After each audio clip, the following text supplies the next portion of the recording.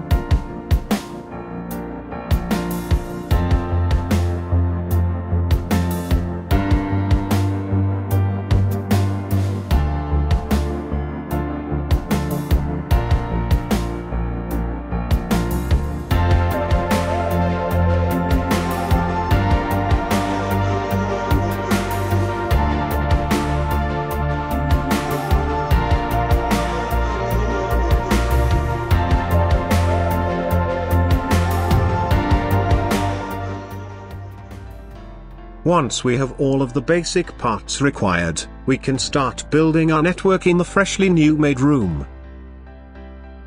We are going to temporarily have our controller in the middle of our room, while we test out things. We take power from one of our battery boxes, so that the system won't shut down as soon as the main battery loses power. And the first thing we are going to do right after is check how much power it sips. But that is just the consumption of a controller. Next we shall have a terminal in our main room. And some disk wherever they can fit. Now we can start throwing inside the system whatever we have lying around.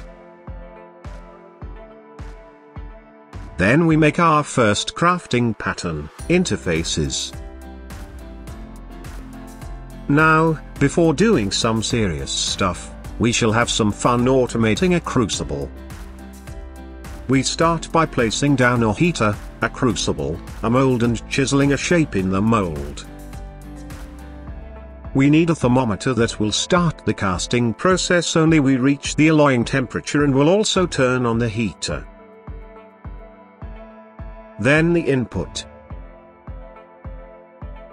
a scale that will stop the input and also stop the heater when there is nothing in the crucible. And, after some more tweaks, we are ready for testing our new setup.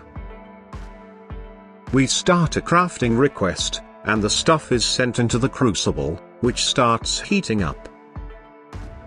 Once it reaches temperature, it alloys and gets sent back to AE2. However, while doing such setups is fun, I do not think it will work well enough in the future. Too many alloys have different melting and boiling temperatures, so we should probably work with fluids. But that will require us to use the Extra Cells 2 mod, which I had a bad experience with in GTNH. So we are going to try not to overuse it and avoid the fluid buses. On a side note, it looks like obtaining our first batch of plutonium is going to take as much as it took us to get to this point of the game, since these rods are going to last 9,500 minutes, not seconds.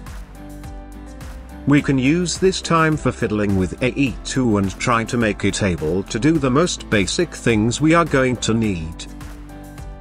We are also going to use Extra Cells 2 but only for crafting.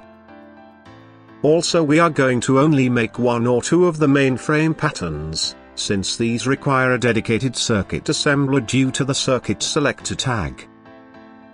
The most expensive mainframe can replace all of the others in most of the craftings anyways. By the way, we have also exchanged the crucible for a smelter with a mixer. The next thing our factory needs to grow faster is more ore materials. However, it looks like we can't craft an AE2 miner. Anytime we try to make an iron plate, it always turns into a TFC1, and it looks like they don't work for AE2 stuff. So we shall change plans. Other than mass fabricators, which are too expensive for the moment, the other option is a bedrock ore miner. However, we can't afford it at the moment because that thing is going to cost too much tungsten.